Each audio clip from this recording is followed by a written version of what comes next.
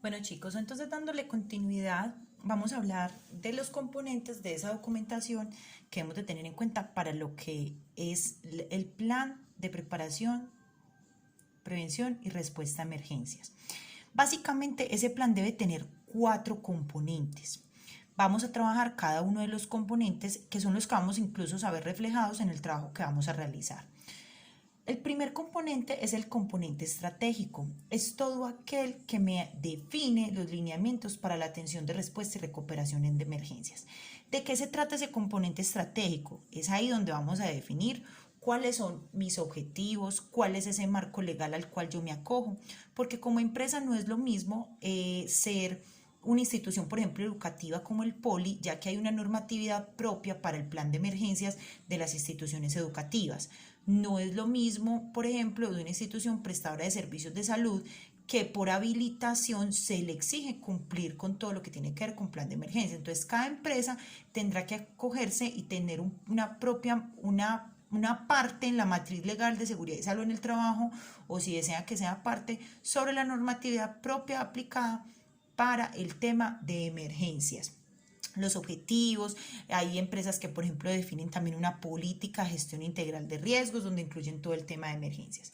Pero hay 2 puntos acá que son los, digamos que los pilares de ese componente estratégico, y es la caracterización de la empresa. Yo tengo que conocer mi empresa y saber con qué cuento para ese tema de emergencias. Y la segunda es la identificación y evaluación de amenazas. Ahora los vamos a ver uno por uno detalladamente. ¿Listo? Les voy a mostrar. Entonces vamos a hablar de la caracterización. ¿Qué tenemos en cuenta para una caracterización?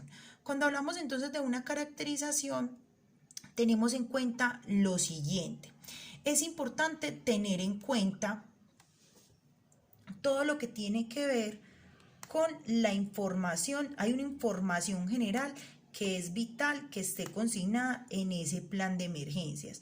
Entre esa información que se encuentra, entonces, vamos a encontrar cuál es ese centro de trabajo al cual le vamos a hacer el plan de emergencias. Y esto es muy importante. ¿Por qué? Porque hay empresas que tienen muchos centros de trabajo. Entonces les voy a poner el ejemplo perfecto. No es lo mismo hacerle un plan de emergencias a un laboratorio clínico que está dentro de una clínica, ¿cierto? A hacerle un plan de emergencias a un laboratorio clínico que está por aparte. ¿Por qué es diferente? Porque cuando está dentro de una clínica, ese laboratorio clínico, así yo sea responsable de tener unas responsabilidades de puertas hacia adentro, estoy dentro de una clínica, entonces me voy a acoger también a los lineamientos del plan de emergencias de esa clínica. Otro ejemplo perfecto es, no es lo mismo que yo tenga una bodega de alimentos, ¿cierto? Al cual le debo hacer plan de emergencias, y la planta de producción de alimentos. ¿Por qué? Porque la identificación de amenazas va a ser distinta. Incluso la ubicación geográfica incide en esa identificación de amenazas para que sea distinta. Entonces, en esa información general es muy importante tener en cuenta a qué centro de trabajo le estoy haciendo el levantamiento del plan, el NID, quién es el representante legal. Él es el responsable de todo lo que tiene que ver con temas de emergencia, así como es el presidente para el país, para la empresa es el representante legal. Director o gerente si maneja, el jefe de seguridad y salud en el trabajo, ¿quién es? ¿Quién va a ser el coordinador de emergencias o líder de emergencias de la sede? Ahora les voy a explicar a qué se refiere ese término del líder de emergencias. Dirección, barrio, municipio, departamento, país, teléfono. Yo puedo llegar a tener sedes con unas mismas características, pero 2 bodegas en ciudades distintas. No es lo mismo en mi identificación de riesgo, de amenazas que voy a tener de una sede en Manizales a una sede en Medellín. Ahorita les hice el ejemplo perfecto con lo del tema del volcán y lo del tema de la probabilidad de ocurrencia de un sismo, ¿cierto? Actividad económica, qué hace esa empresa, a qué se dedica y cuál es el alcance de la prestación de sus servicios. Es de producción, presta servicios de salud, qué servicios de salud presta. Si tiene seguro de responsabilidad civil o póliza multirriesgo, hay dos tipos de seguros que aplican acá. La póliza multirriesgo es aquella que se compra para todo lo que son las instalaciones, es decir, es una póliza contra incendio, colapso estructural, terremoto, ¿cierto? Y el seguro de responsabilidad civil es una póliza que compran algunas compañías para la protección de sus empleados. El caso perfecto es lo que pasa, por ejemplo, conmigo. Los asesores en Sura tenemos una póliza porque como nosotros no estamos en una instalación, sino que estamos todo el día en calle, entonces nosotros estamos expuestos a muchas emergencias. En caso tal de que nosotros llegáramos a fallecer por un tema de emergencias, nos cubriría esa póliza de responsabilidad civil. ¿Listo?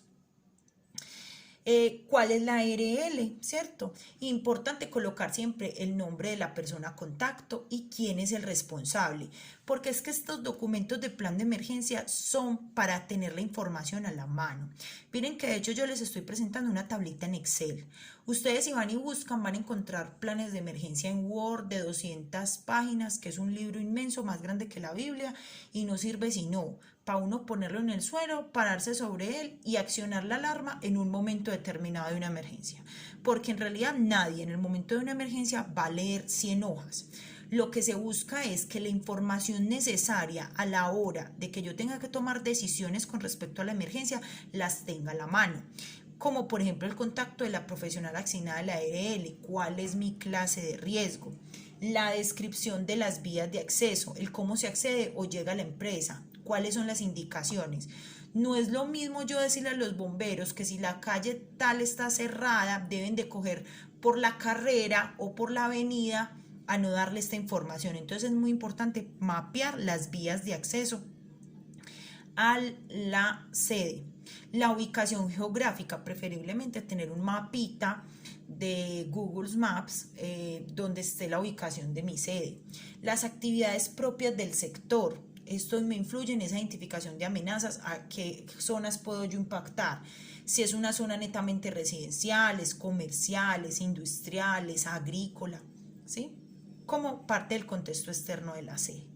En los vecinos, no es decir, al norte tengo al éxito. No, venga, si es el éxito, ¿qué hace ese éxito? ¿Es una bodega o es un almacén?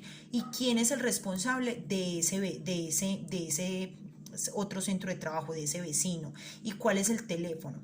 Y esto hace parte de algo que se conoce como los planes de ayuda mutua. Hay empresas en la ciudad que están tan bien organizadas en sus planes de emergencia que ya se agrupan, hacen un contrato y definen que en caso tal de que alguno de esas 5 empresas tenga alguna emergencia, se van a apoyar la una a la otra y se van a prestar recursos.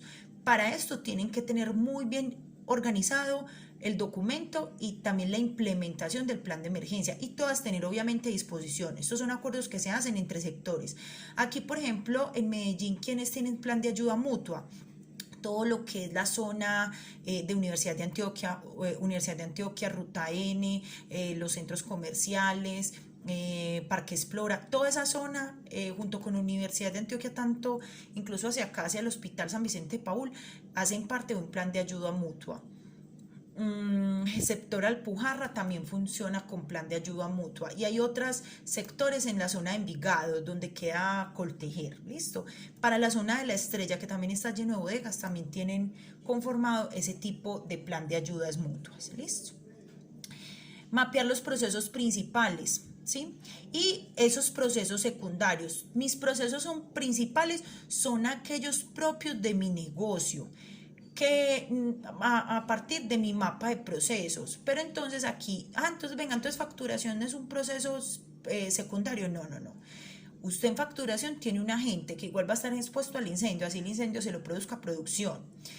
Procesos principales, ¿usted qué hace ahí? ¿Es una sede administrativa? ¿Es una sede de producción? ¿Es una sede de prestación de servicios de salud?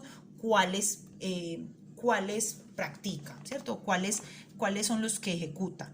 Y en procesos secundarios es cuando yo mapeo, por ejemplo, en un colegio, cuando su actividad principal es que servicios educativos, tiene, por ejemplo, un servicio de alimentación. Ese servicio no es el objetivo principal del colegio, ¿cierto?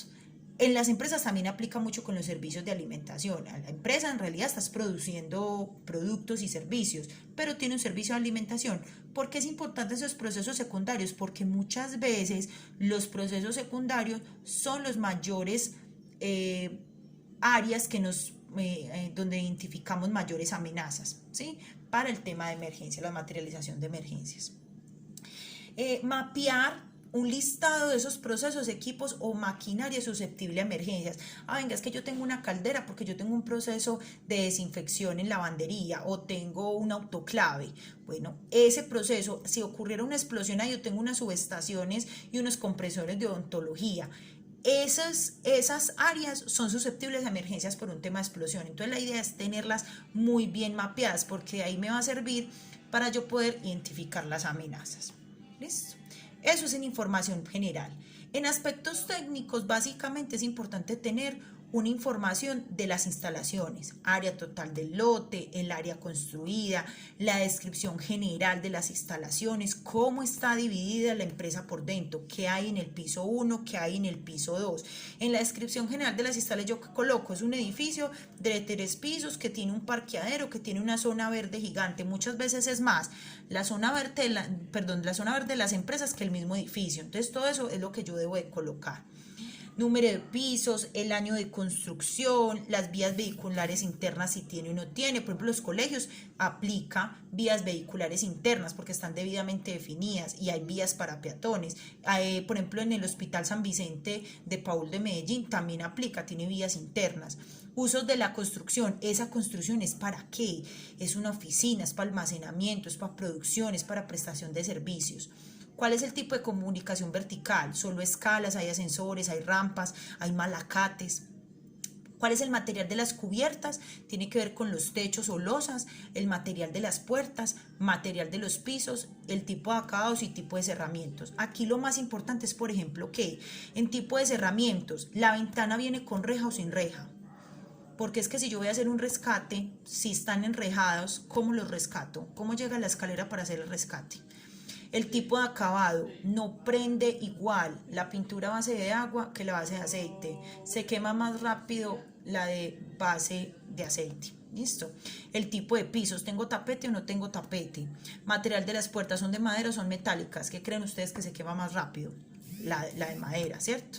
El material de las cubiertas, entonces si tengo losas con drywall o con tejas de barro, con tejas de zinc o con tejas plásticas, sobre todo en bodegas esto es muy importante porque en diciembre sufren mucho los temas con plástico por el tema de la pirotecnia. ¿Listo? Muy bien. Líneas vitales, entonces líneas vitales en todo lo que tiene que ver con la infraestructura de servicios o abastecimiento de aquellos servicios que yo necesito, ¿cierto? Son aquellos servicios básicos que yo necesito para poder prestar el servicio. ¿Listo? ¿A qué es importante acá trabajarle? Entonces, identificar las líneas vitales, ¿cierto? Cuáles me aplican y describir la ubicación de su entrada, quién es el distribuidor o quién le hace el mantenimiento y cuáles son las características. Muchas veces uno encuentra en planes de emergencia, agua, sí, pero venga, sí, ¿qué? ¿Dónde está la válvula de entrada? Si esto se inunda, ¿dónde voy y cierro el agua? ¿Cierto? ¿Dónde está el contador ubicado? ¿Quién le hace el mantenimiento? ¿Cuál es el número del responsable a donde yo debo de llamar si tengo un problema con el agua? ¿Cierto? Porque no siempre va a ser EPM. Van a haber municipios en donde sean otras personas. Por ejemplo, en el tema de recolección de basuras, debo de mapear todos mis proveedores, quién me recoge el reciclaje, quién me recoge los residuos hospitalarios, quién me recoge los desechos generales y los horarios de recolección.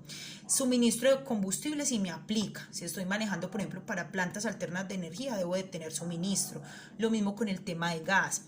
Otras líneas vitales, por ejemplo, son el suministro de telefonía e internet, donde tengo ese cuarto técnico, donde están las plantas alternas de energía ubicadas, donde está el sistema de ventilación y su descripción, aire acondicionado, el sistema de alarma para evacuación, tengo, no tengo, cómo funciona, listo. La red contra incendios, no todas las redes contra incendios son iguales, algunas son con gabinetes secos, otras con gabinetes húmedos, recuerden que yo les conté que era un rociador y que era un detector. ¿Cómo está la señalización de rutas de evacuación? ¿Tiene o no tiene?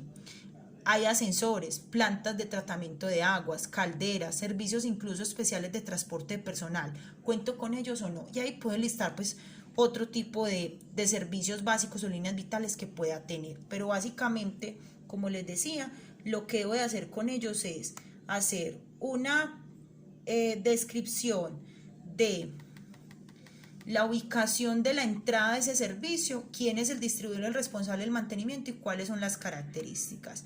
¿Listo? Mapear una tabla del personal en sede, en qué horarios hay gente y cuál es la disponibilidad de ese personal en esos horarios, ¿sí? Entonces, es que venga, yo de lunes a viernes tengo de 7:30 a 5:30 30 personas, pero si voy a ver los domingos, hacen mantenimiento, gente de 8 a 12 y tengo otras 30. O adicional a eso, tengo un promedio de visitantes por hora de 200 personas. Entonces, venga, tengo como empleados 10, pero tengo 200 personas. Eso me sirve para definir el alcance de mi plan de emergencias, porque yo ya ahí no puedo pensar solamente no puedo pensar solamente en mis trabajadores, sino también en mis empleados. ¿Listo? Con el tema de recursos, hay una infinidad de recursos, ¿cierto? Están también así como se divide la brigada, están todos los de control, incendio y rescate, cuáles recursos puedo tener. Les debo de hacer un inventario donde coloque la cantidad, dónde están localizados y las observaciones de ese recurso. Puedo tener recursos para control, incendio y rescate, para evacuación, para primeros auxilios, incluso recursos de seguridad y otros como el tema de servicios de área protegida, que algunas empresas lo contratan, o vehículos de transporte de lesionados, que también hacen tipos de contratación. ¿Listo? Hacer un inventario de extintores, yo debo garantizar todo el tema de inspección. Aquí no me voy a tener mucho porque cuando hablemos de inspección pues les voy a contar un poquito qué se tiene en cuenta. Pero para hacer una buena inspección, recuerden que con el tema de inspecciones lo más importante es no solamente hacer estas inspecciones, sino también garantizar el tema de los programas de 5S, que es el programa para orden y aseo, listo, que deben de implementar las empresas. Pregunta de examen, listo, muy bien. Tipo, capacidad, fecha de compra, próxima revisión, próxima recarga y ubicación. Listo. Es como lo que voy a inventariar. Adicional a esto, debo de tener el listado entonces de las personas que hacen parte de mi estructura, ¿cierto? Con el rol, el área donde están ubicados y el celular o los teléfonos para contacto. Listo. Esto es básicamente como la cadena de llamadas. ¿Sí? Debo de tenerlo tanto del comité de emergencias, del líder de emergencias, del aseo coordinador, del líder de brigada, de los brigadistas y los coordinadores de evacuación. Debo tener enlistado las áreas que me pueden apoyar, gente de mantenimiento, comunicaciones, contabilidad, seguridad jurídica. Muchas veces esta gente es externa, venga, o son contratistas, ¿cierto? Que yo contrato con Sodexo el tema de servicios generales. Bueno, ¿cuál es el contacto? Porque en situación de una emergencia, después de una inundación, es probable que yo los tenga que actuar para que me ayuden en ese restablecimiento. Lo mismo con el tema de mantenimiento, seguridad y también el apoyo jurídico por las demandas que puedan venir detrás de una atención de una emergencia. ¿Listo? Y es importante tener siempre un listado de atención de emergencias, de apoyo. ¿Listo? Eso como tal es lo que se denomina caracterización del plan de emergencias. En la parte 3 de estos videos vamos entonces a entrar a trabajar el tema de identificación y evaluación de amenazas.